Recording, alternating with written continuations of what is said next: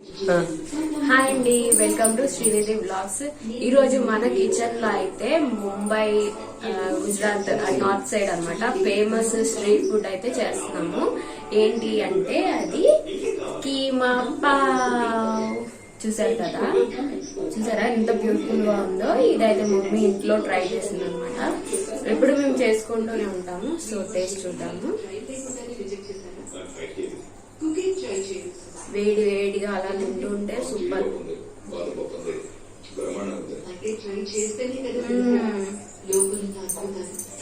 Super అంటే అసలు తింటే వదిలిపెట్టరు. నేను తినేస్తున్నా. చాలా బాగుంది. సో దీని రెసిపీ చూసే ముందు ఏం చేయాలో మీకు తెలుసు కదా, మన ఛానల్ ని సబ్స్క్రైబ్ చేయాలి. అలానే వీడియో లాస్ట్ దాకా చూసి మీకు నచ్చితే ఈ రెసిపీని ట్రై చేయండి. వీడియోని లైక్ చేయండి, షేర్ చేయండి, అలానే కామెంట్ కూడా చేయండి. సో రెసిపీ ఏంటో చూసేద్దాం. ఒక బౌల్లో 6 గుడ్లు వేసుకొని గుడ్లు మునిగేంత వరకు వాటర్ పోసుకోవాలి. అలానే ఒక స్పూను ఉప్పు కూడా వేసుకొని గుడ్లని ఉడికించుకోవాలండి. 400 గ్రాములు పెద్ద ఉల్లిపాయలు లేదంటే మీడియం సైజు పెద్ద ఉల్లిపాయలు 10 తీసుకోండి. 1/2 కిలో పండు టమాటాలు తీసుకొని సన్నగా తరిగి పక్కన పెట్టుకోవాలి. ఉడికించిన గుడ్లని పొట్టు తీసుకొని ఒక ప్లేట్లో పెట్టుకోవాలండి. ఈ విధంగా అన్ని గుడ్లని పొట్టు తీసేసుకున్నాక గ్రేటర్ని తీసుకొని గుడ్లని తురుముకోవాలి.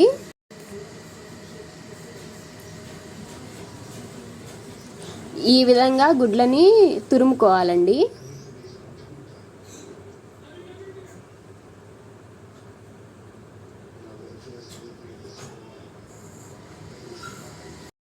తురిమిన తర్వాత పక్కన ఉంచి పెట్టేసుకోండి. ఇప్పుడు స్టవ్ వెలిగించి దాని మీద నాన్ స్టిక్ పెనం కానీ లేదంటే ఇనుప పెనం కానీ పెట్టుకోండి. మా ఇంట్లో ఇనుప పెనం చిన్నదే ఉంది కాబట్టి నేను నాన్ స్టిక్ ప్యాన్ పెట్టుకున్నాను. ఇనుప పెనం మీద అయితే చాలా టేస్టీగా వస్తుందండి. దీంట్లో 5-6 స్పూన్లు ఆయిల్ వేసుకోవాలి.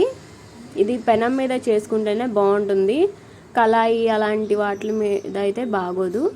నూనె వేడి అయిన తర్వాత తరిగిన ఉల్లిపాయ ముక్కల్ని వేసుకొని వేయించుకోవాలండి. ఉల్లిపాయలు త్వరగా వేగడం కోసం కొద్దిగా సాల్ట్ వేసుకొని వేయించుకోవాలండి. ఉల్లిపాయలు వేగిన తర్వాత దీంట్లో టమాటాలు యాడ్ చేసుకోవాలి. టమాటాలు కొద్దిగా మెత్తగా అయ్యేంత వరకు ఉడికించుకోవాలండి. టమాటాలు మెత్తగా అయిన తర్వాత మ్యాషర్తో మనం మెదుపుకోవాలండి, మ్యాష్ చేసుకోవాలి. ఈ విధంగా 5 నిమిషాలు ఉడికించుకొని మళ్ళీ తర్వాత మ్యాష్ చేసుకోవాలి. చూసారు కదా, ఒక 5 నిమిషాల తర్వాత మళ్ళీ మ్యాష్ చేసుకోవాలి. మీ దగ్గర మ్యాషర్ లేకపోతే మన అన్నం వండే హస్తాలు ఉంటాయి కదా, వాటితో అయినా మెదుపుకోవచ్చండి. సో మొత్తం మెత్తగా అవ్వాలి.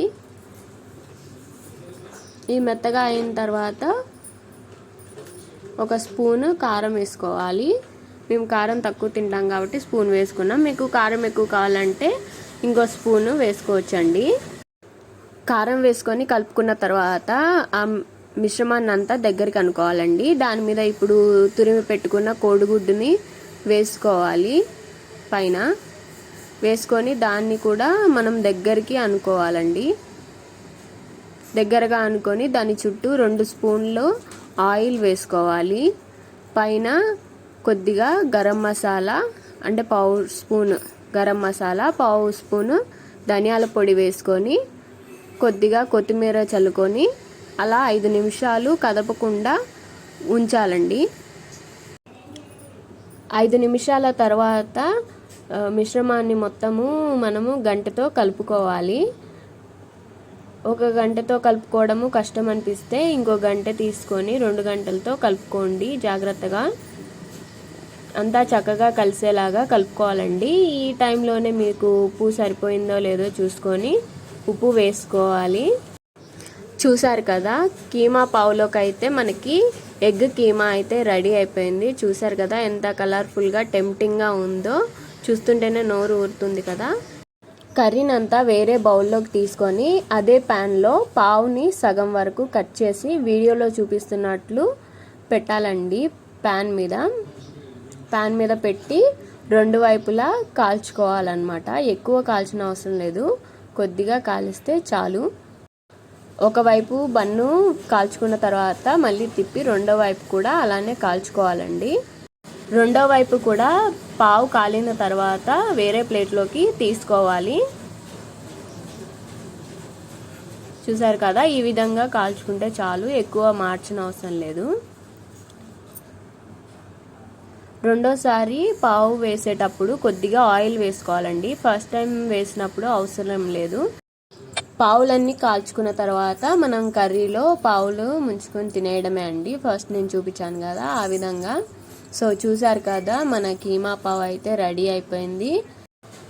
ఈ రెసిపీ మీకు నచ్చినట్లయితే తప్పకుండా ట్రై చేసి కామెంట్లో ఎలా వచ్చిందో చెప్పండి. అలానే వీడియోని లైక్ చేయండి, షేర్ చేయండి, మన ఛానల్ని సబ్స్క్రైబ్ కూడా చేసుకోండి.